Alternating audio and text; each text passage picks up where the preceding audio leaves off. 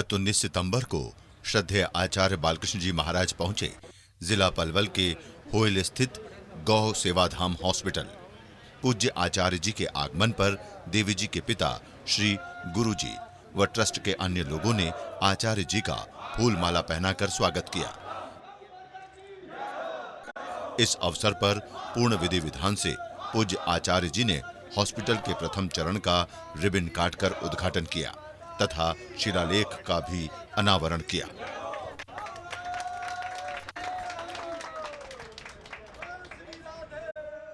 इसके उपरांत पूज्य आचार्य जी ने गंभीर रोगों से ग्रसित व लाचार गायों को हॉस्पिटल तक पहुंचाने के लिए एक एम्बुलेंस का भी विधिवत पूजन के साथ रिबन काटकर उद्घाटन किया। देवी चित्रलेखा जी की संस्था वर्ल्ड संकीर्तन ट्रस्ट द्वारा संचालित इस हॉस्पिटल में निसहाय व बीमार गायों की सेवा के लिए आधुनिकतम अस्पताल का निर्माण किया गया है। पूज्य आचार्य जी ने अस्पताल में उपचार हेतु लाई गई गौ माताओं को भी देखा तथा ये भी जाना कि किस तरह यहाँ पर उनकी देखरेख की जाती है। हॉस्पिटल के डॉक्टर्स ने आचार्य श्री को हर बीमार गाय के बारे में बताया तथा उनके लिए किस तरह की दवाइयों की व्यवस्था की गई है उसको भी आचार्य जी के संज्ञान में लाया। इस अवसर पर एक समारोह का भी आयोजन रखा गया था।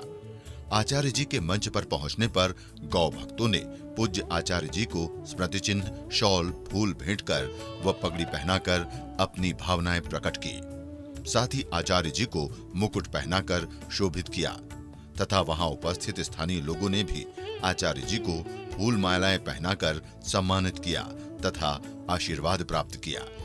सम्मान व स्वागत के पश्चात पूज्य देवी चित्रलेखा जी ने आचार्य जी के आगमन पर हृदय से आभार व्यक्त किया। आज के इस उत्सव के प्रथम स्थान पर विराजमान हम और आप सबके पूजनीय परम श्रद्धेय श्री आचार्य जी के चरणों में मेरा प्रणाम। साथ ही साथ हमारे गुरुदेव जिनका आशीर्वाद सर्वदा हम सब पर बना रहता है, ऐसे श्री गुरुदेव के चरणों में मेरा प्रणाम। आज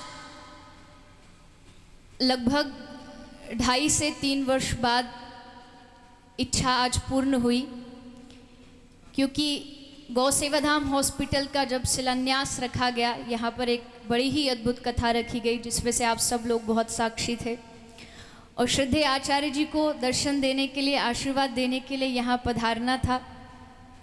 किंतु किन्हीं कारणोंवश श्रद्धेय आचार्य जी किसी सेवा में व्यस्त हुए और नहीं आ पाए, लेकिन आज आकर के उन्होंने वादा किया था कि एक दिन ज़रूर अवश्य आकर के मैं वहाँ अपने चरण दूंगा। तो श्रद्धेय आचार्य जी आप हम सब के मध्य में एक बहुत ही कम समय पर हमारे निमंत्रण को स्वीकार किए।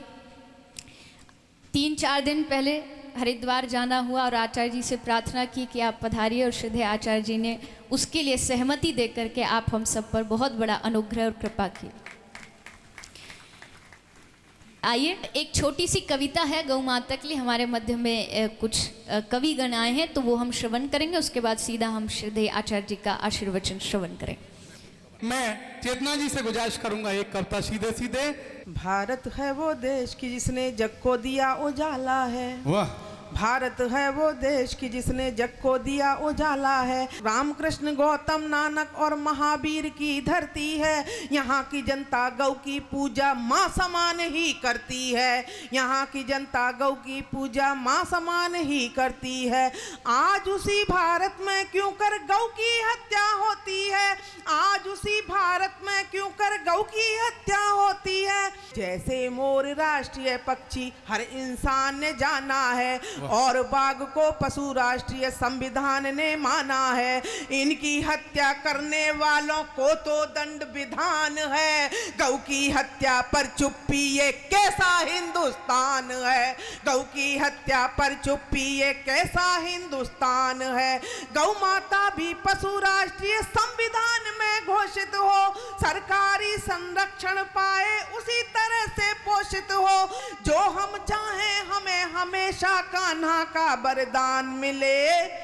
तो पापी गौ हत्यारों को फांसी का फरमान मिले, तो पापी गौ हत्यारों को फांसी का फरमान मिले। आइए आगे चलते हैं। हमारे बीच में सोमदत्त व्यास जी जो कि भरतपुर से आए हैं, हमारे लिए एक कविता, उनसे भी अनुरोध है, एक कविता का उद्बोधन वो भी करेंगे। आचार्य श्री बालकृष्ण जी को नमन करता हूँ, देवी जी के चरणों में प्रणाम करते हुए उनको गुरु को प्रणाम करता हूँ।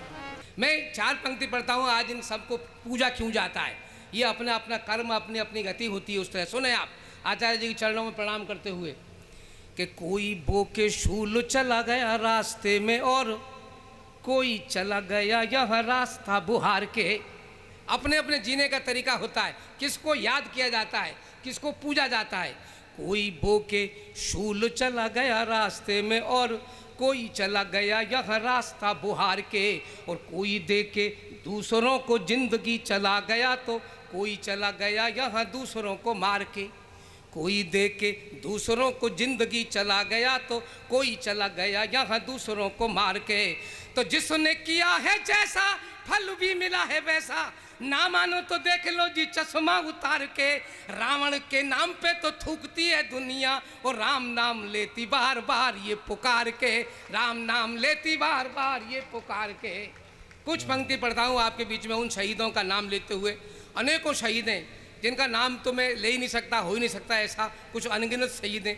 मैं सबको समेटते हुए श्रद्धांजलि के तौर पर आचार्य जी के चरणों में प्रणाम करते हुए, मेरा मन है आचार्य जी बीच में बैठे, मैं बहुत मन से सुनना चाहता हूँ उन्हें। अब तक टेलीविज़न पर देखता रहा, सुने आप। उन शहीदों का चित्र रख रहा हूँ पूरा, आप पूरे सदन का समर्थन चाहते हुए। अगर उनको श्रद्धांजलि नहीं दें, उनकी याद नहीं करें तो कोई भी कार्यक्रम सफल नहीं हो सकता मित्रों, इसलिए ध्यान रखें आप। सन 47 से पहले मेरे देश में क्रांति हुई थी। हमारे देश के कुछ शहीद, कुछ ऐसे क्रांतिकारी नौजवान जो देश को सब कुछ दे गए अपने, कि स्याही नहीं कलम में जिसने खून भरा था अपना, सुने साहब, स्याही नहीं कलम में जिसने खून भरा था अपना, और जिसने देखा था भारत की आज़ादी का सपना, जो अपनी माँ को जंजीरों में जकड़ी देख न पाए, जो अपनी माँ को जंजीरों में जकड़ी देख न पाए और शीश कटाने गए, लौट कर घर वापस न आए, जिनके लोहू का रंग अभी बाकी है मिट्टी में, उनका अभी लहू मरा नहीं है, जिनके लोहू का रंग अभी बाकी है मिट्टी में, लो उन्हीं शहीदों की आया हूँ पढ़ने चिट्ठी में, लो उन्हीं शहीदों की आया हूँ, लो उन्हीं शहीदों की आया हूँ पढ़ने चिट्ठी में। ये चिट्ठी मैंने इस मिट्टी से अभी उठाई है, ये चिट्ठी मैंने इस मिट्टी से अभी उठाई है, ये चिट्ठी फांसी के फंदे से चलकर आई है। इस चिट्ठी में माँ के दामन की गंध अभी बाकी है, ये चिट्ठी भाई से बिछड़ी बहना की राखी है, ये चिट्ठी नहीं गरजते सिंहों की वाणी है, इस चिट्ठी के अक्षर अक्षर में गहरा पानी है। इसने ही भारत माता की बेड़ी को तोड़ा था, इसने ही भारत माता की बेड़ी को तोड़ा था, इस चिट्ठी ने ही अंग्रेजों का लहू निचोड़ा। वाह, जिंदाबाद। इस चिट्ठी ने ही अंग्रेजों का लहू निचोड़ा था। ये चिट्ठी ही तो भारत माँ का एक धड़कता दिल है, ये चिट्ठी ही तो भारत माँ का एक धड़कता दिल है। इसमें मंगल पांडे है और राम प्रसाद बिस्मिल है, भगत सिंह, सुखदेव, राजगुरु तीनों दिखते हैं। तीनों को एक साथ फांसी हुई थी, आप सबको याद होगा। भगत सिंह, सुखदेव, राजगुरु तीनों दिखते हैं। अशफाकुल्ला बटकेश्वर लोहू से लिखते हैं, ओ कलमकार हमने भी किए कलम से वार, मगर कलम की तलवारों से भी पेनी थी धार। वो कलमकार हमने भी किए कलम से वार, मगर कलम की तलवारों से भी पेनी थी धार। कागज नहीं काम में लेते, और पंक्ति सुनना साहब, कागज नहीं काम में लेते अंग्रेजों की छाती, और उस छाती पर लिखते थे हम आजादी की क्या बात है, जिंदाबाद। कागज नहीं काम में लेते, कागज नहीं काम में लेते अंग्रेजों की छाती, और उस छाती पर लिखते थे हम आजादी की पाती। जब अपने शब्दों से आग उगलती थी, चटक कर अंग्रेजों की छाती जलती थी। वाह। पाती जब अपने शब्दों से आग उगलती थी, चटक कर अंग्रेजों की छाती जलती थी। क्या मजाल कि उसे फिरंगी पूरी पढ़ जाती, क्या मजाल कि उसे फिरंगी पूरी पढ़ जाते, अगर भारतवासी पढ़ते तो फांसी पर चढ़ जाते। वाह। क्या मजाल कि उसे फिरंगी पूरी पढ़ जाते, अगर भारतवासी पढ़ते तो फांसी पर चढ़ जाते। और फांसी पर भी चढ़कर जब वो वंदे मातरम गाते, उस वक्त के कदम स्वयं चलते चलते रुक जाते। वो नौजवान कुर्बानी देते, जब भरी जवानी में तब आसमान भी झुक जाता था उनकी अगवानी में। क्या बात वो है नौजवान- डॉक्टर साहब, क्या वो बात है, नौजवान जिंदाबाद। कुर्बानी देते, वो नौजवान कुर्बानी देते जब भरी जवानी में, तब आसमान भी झुक जाता था उनकी। भाई जोरदार तालियां, जिंदाबाद, बहुत बढ़िया। डॉक्टर साहब, गऊ के प्रति इनकी बहुत श्रद्धा है। पुनः मैं देवी जी को, टीकाराम जी को और आचार्य जी को बहुत बहुत वंदन अभिनंदन करता हूं और कवियों की टीम को यहीं मैं विराम देता हूं। जय हिंद, जय भारत। एक बार हमारे समस्त कविगण डॉक्टर सोमदत्त व्यास जी, श्रीमती चेतना शर्मा जी और श्री सूरज पाल बेनीवाल जी, जो कि आज हमें यहाँ आकर के गौ माता के प्रति हमारे मन में उत्साह भरा, एक बार सबके लिए जोरदार कर ध्वनि से अभिनंदन करते हुए, साथ ही साथ जहाँ मैंने भौतिक शिक्षा जिसको अगर कहा जाए वो प्राप्त की है, ऐसे मेरे जो विद्यालय है, स्कूल है, उसके हमारे एमडी सर यहाँ पर पधारे हैं, मिस्टर अनिल भारद्वाज जी, तो मैं उनका भी बहुत बहुत अभिनंदन स्वागत करती हूँ। दो शब्दों के द्वारा वो अपना भाव यहाँ श्रद्धेय आचार्य जी और गुरुदेव के सामने प्रस्तुत करेंगे। भारत माता के मस्तिष्क पर मुकुट के रूप में विराजित हुआ हिमालय पर्वत और उस हिमालय पर्वत पर के मुकुट में मणि के रूप में सुशोभित आचार्य बालकृष्ण जी, देवी जी के गुरु जी, मैं गौ सेवा धाम की ओर से, देवी जी की ओर से, वर्ल्ड संकीर्तन ट्रस्ट की ओर से अनिल भारद्वाज आप सभी का यहाँ पधारने पर हार्दिक स्वागत करता है, धन्यवाद करता है। गौ की बात हो रही है, एक शब्द है माँ। क्या शब्द बोला मैंने? माँ। मुझे बताइए ये ध्वनि किसकी है? किसी कुत्ते की ध्वनि है? कहाँ से आई है? किसी बिल्ली की ध्वनि है? किसी भेड़िए की है या किसी सियार की है या ये गऊ की है? गऊ के साथ लगता है गऊ माता, जो समस्त विश्व का आधार है।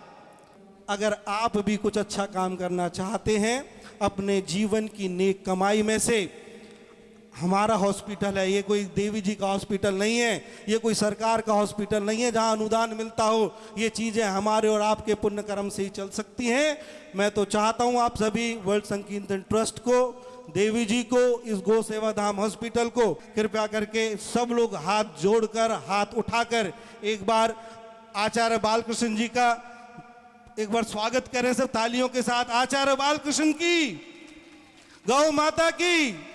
आज इस गौ सेवा धाम हॉस्पिटल को प्रारंभ हुए 2 वर्ष लगभग हो चुके हैं और इन 2 वर्षों में श्रद्धेय आचार्य जी का आशीर्वाद, उनकी कृपा, उनका सहयोग, उनके सुझाव हमेशा इस हॉस्पिटल को आगे बढ़ाने के लिए प्राप्त होते रहे हैं। समय अनुसार कोई भी कार्य हो, कोई भी नया कार्य शुरू करना हो तो पहले आचार्य जी को जाकर के उसकी सहमति प्राप्त करते हैं। तो उनका आशीर्वाद इस हॉस्पिटल पर, हमारे परिवार पर सदा सर्वदा बना हुआ है और आगे भी बना रहे, ऐसा ही श्रद्धेय आचार्य जी से प्रार्थना है। आज के दिन इस हॉस्पिटल का एक छोटा सा प्रथम चरण, जो कि इस हॉस्पिटल की पहला कदम है, उसका प्रारंभ श्रद्धेय आचार्य जी और पूज्य गुरुदेव जी के कर कमलों के द्वारा प्रारंभ किया गया है। इस हॉस्पिटल में एक एम्बुलेंस थी, लेकिन उससे कई बार रुकावटें आती थी। कहीं से आसपास से फ़ोन आया, एम्बुलेंस लेने गई, तुरंत दूसरी जगह से फ़ोन आ गया, तो कोई साधन नहीं था। किंतु प्रभु की कृपा हुई और एक श्रद्धेय भक्त के द्वारा उस एम्बुलेंस को समर्पित किया गया, जिसका आज शुभारंभ भी श्रद्धेय आचार्य जी और गुरुदेव जी के कर कमलों के द्वारा हुआ। ऐसी आशा है कि उस वाहन के द्वारा अनेकानेक गौ माताओं की सेवा होती रहे। हमारे इस इलाके में, इस पूरे क्षेत्र में ये एक ऐसा हॉस्पिटल है जो सिर्फ और सिर्फ गौ माता की सेवा के लिए कार्यरत है। आप सब यहाँ आसपास से हैं, आप सब जानते हैं कि पूरे ब्रज क्षेत्र में गौशालाएं बहुत हैं, लेकिन कोई गाय बीमार हो तो उसके इलाज के लिए कोई आज तक ना उपचार था, ना कोई सुविधा थी। गाय सड़कों पर, ये हाईवे है, आप सब देखते हैं, ट्रक चलते हैं दिन रात, कभी कोई किसी गाय को मार के चला जाता है, कभी कोई भाग के चला जाता है, कभी पैर टूट जाता है, कभी सींग टूट जाता है, और वो गौ माता वहाँ पड़ी पड़ी अपने देह को त्याग करती थी। किंतु श्री ठाकुर जी की कृपा से और महापुरुषों की कृपा से एक अद्भुत कार्य इस स्थान पर प्रारंभ किया गया, गौ माता का उपचार। सिर्फ बीमार गौ माता का उपचार, चाहे वो एक्सीडेंटल हो, चाहे कैंसर हो, चाहे किसी भी प्रकार की। और मुझे ये बात कहते हुए बहुत हर्ष होता है कि इन 2 वर्षों में बहुत, जब कुछ भी नहीं था इस स्थान पर, उस समय से 2 वर्ष में इस हॉस्पिटल को पूरे गौसेवा धाम परिवार की ओर से, वर्ल्ड संकीर्तन टूर ट्रस्ट परिवार की ओर से ऐसा प्रारंभ किया गया कि 2 वर्ष में जो उसका प्रारूप है वो आप सबके सामने है। और हम सब इस प्रयास में लगे हैं। मुझे इस बात को कहते हुए, यहाँ बहुत सारे लोग नहीं हैं, लेकिन फिर भी मैं कहती हूँ कि इस हॉस्पिटल में लगभग अभी 40-50 लोग काम करते हैं, ऑफिस संभालते हैं, कोई एम्बुलेंस की टीम है, डॉक्टर्स की हमारे पास 5 टीम है, और अलग अलग सभी क्षेत्र के। और पूर्ण प्रकार से मैं जब भी इस हॉस्पिटल में आऊँ, उनकी जो लगन है, उनकी जो मेहनत है, उनकी जो श्रद्धा है गौ माता के प्रति, वो वास्तविकता में देखने योग्य है कि कोई व्यक्ति भले अपनी आजीविका के लिए, भले अपने जीवन के लिए कर रहा हो, लेकिन उनकी सेवा जो वो गौ माता की करते हैं वो बिल्कुल दिल से करते हैं और श्रद्धा से करते हैं। और हमेशा मैंने यही प्रार्थना की है कि आप गौ माता की सेवा करते हैं, उससे आपको अर्थ का लाभ तो होगा ही होगा, लेकिन आप सब यहाँ कार्य कर रहे हैं गौ माता की सुरक्षा, गौ माता की सेवा। तो उस सेवा में, उस सुरक्षा में हमारा पूरा परिवार, आपने देखा, मेरे पिताजी, मेरे माताजी, भाई, मेरे गुरुदेव, सभी लोग और सभी ग्रामवासी और आसपास के जितने भी गांव, आसपास के गांव है, होडल है, सभी लोग अपना पूर्ण सहयोग, पूर्ण सेवा इस हॉस्पिटल में प्रदान कर रहे हैं। गाय बचेगी तो देश बचेगा, गाय बचेगी तो संस्कृति बचेगी, क्योंकि पृथ्वी के 7 स्तंभ है वेदों अनुसार, जिसमें से प्रथम स्तंभ है वो गाय है। प्रथम स्तंभ गाय है, अगर वो मजबूत है तो पृथ्वी टिकी रहेगी, अगर वो लड़खड़ा गया। और आप सब जानते हैं आज गाय की स्थिति हमारे भारतवर्ष में बहुत नीचे स्तर पर पहुंच गई थी, लेकिन महापुरुषों की कृपा द्वारा, उनके आवाहन द्वारा फिर से एक गौ माता की क्रांति हमारे देश में प्रारंभ हुई है। और बहुत जल्द ऐसा दिन आए जब भारत में एक भी गाय कोई कत्ल खाने में जाके न कटे। तो ऐसी आशा के साथ, इसी भाव के साथ हम सब ऐसे ही गौ सेवा में लगे रहें। हमारा पूरा जो गौ सेवा धाम परिवार है, आज श्रद्धेय आचार्य जी के समक्ष ये प्रार्थना भी करते हैं, प्रतिज्ञा भी करते हैं कि हम सब यहाँ एक ऐसी सेवा धाम बनाएंगे, एक ऐसा गाय माता का उपचार स्थान बनाएंगे जहाँ लोग कहें कि यहाँ वास्तविकता में गाय की सेवा होती है। हमारा सिर्फ यही लक्ष्य है कि गाय का उपचार बहुत ही श्रद्धा से, अभी गर्मी थी तो गाय के लिए पंखे लगाए गए, फिर और गर्मी बढ़ी तो गाय के लिए कूलर लगाए गए। हम सब प्रयास में लगे हैं कि कैसे भी गाय कोई असुविधा ना हो, गाय माता को कोई तकलीफ ना हो। तो इसी आशा के साथ मैं बहुत समय नहीं लेना चाहती, क्योंकि श्रद्धेय आचार्य जी हमारे मध्य हैं। हम उनसे प्रार्थना करेंगे कि हम सबको प्रेरणा दें, हम सब में ऐसा उत्साह दें कि हम सब उस गौ सेवा को पूर्ण दिल से करें, पूर्ण प्रेम से करें। सिर्फ दिखाने के लिए नहीं, हमारे मन में गाय बैठे, गाय सिर्फ पूजनीय ना बने, गाय हमारी प्रिय बन जाए, ऐसा हमारे मन में भाव प्रकट हो। जो भी श्रद्धेय आचार्य जी हम सबको आशीर्वचन के रूप में हम सब पर आशीर्वाद करें, आप सब उसको श्रवण करें, और श्रवण के साथ साथ में हम सब प्रयास करेंगे कि अपने जीवन में भी हम उन चीज़ों को उतार के गौ माता की रक्षा कर सकें। श्रद्धेय आचार्य जी के चरणों में आप सब की ओर से भाव से अभिनंदन और प्रणाम करते हैं। गौ सेवा धाम का यह पावन प्रांगण, जहाँ तड़पती, रोगों से परेशान, आकुल और व्याकुल गौ माँ विश्राम पाती है, शांति पाती है।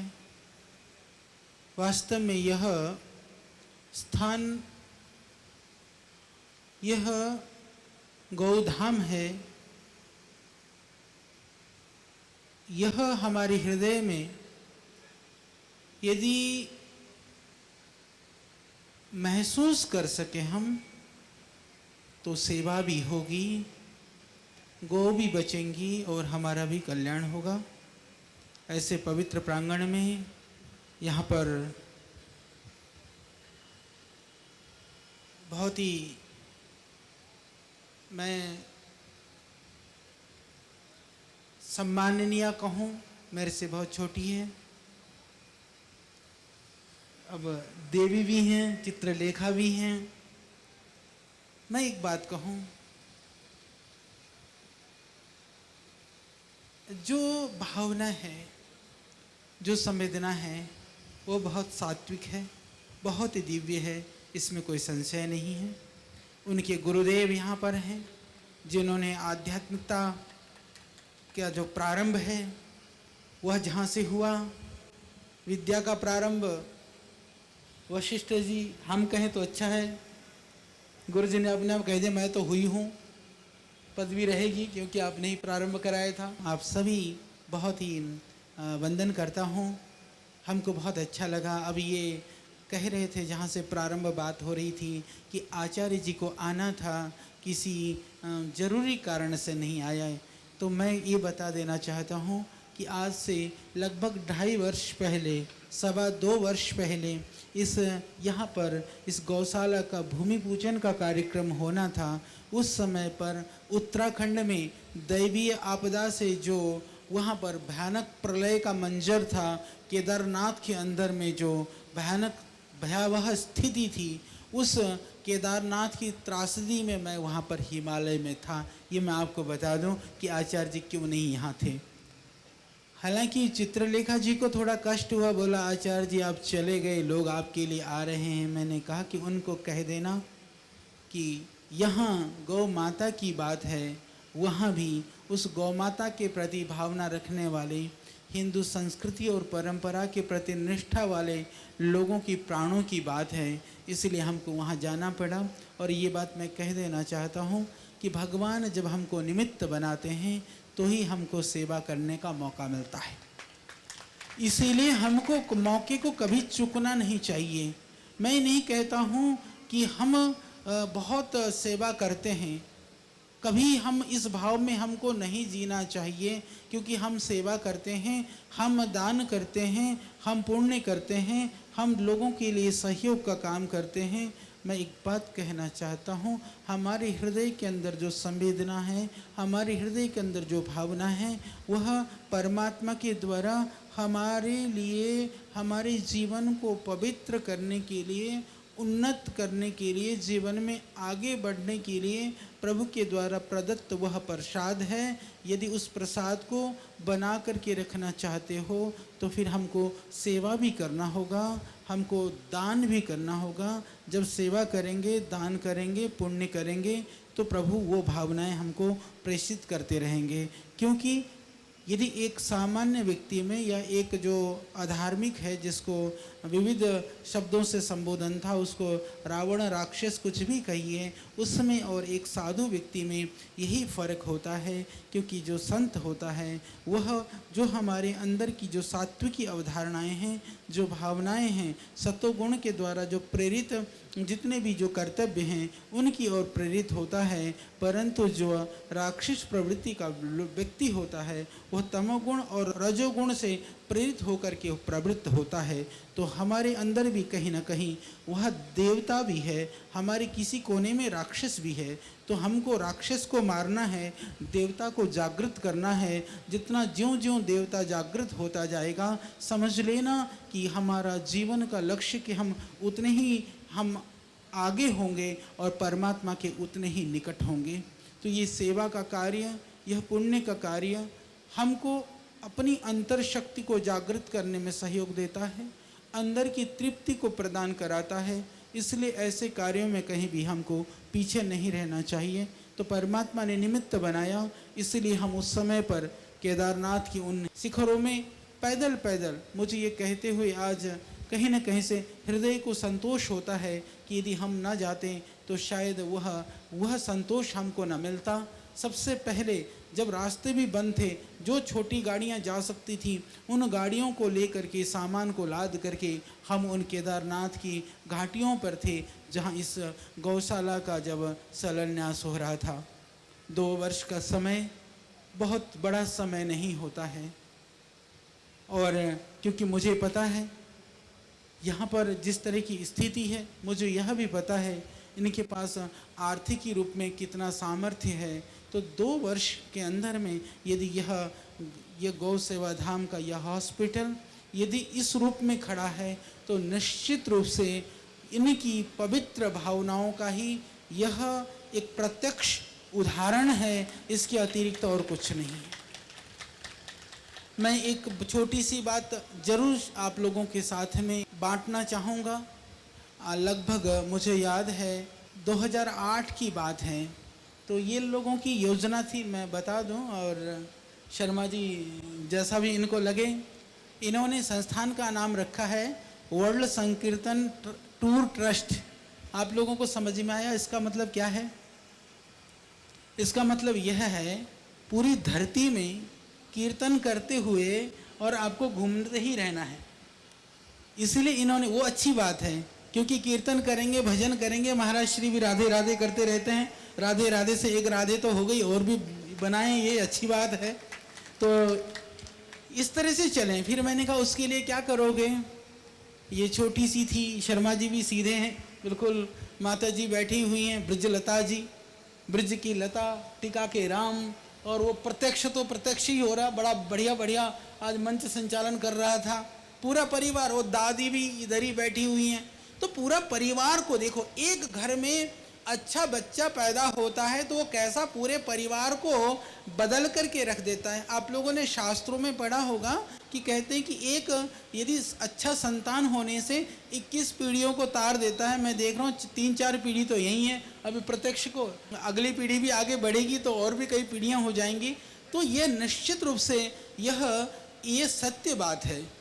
तो ये बहुत बड़ी बात है। तो जब पहुँचे मैंने कहा कि आप क्या करना चाहते हो? इन्होंने कहा कि हम ऐसा करेंगे ब्रज परिक्रमा के लिए, क्योंकि लोग आते हैं, यह ब्रज की भूमि, भगवान कृष्ण की भूमि, यह साधना और यह एक तरह से मैं कहूँ कि ये तपस्या की भूमि के साथ साथ में यह भक्ति की भूमि भी है।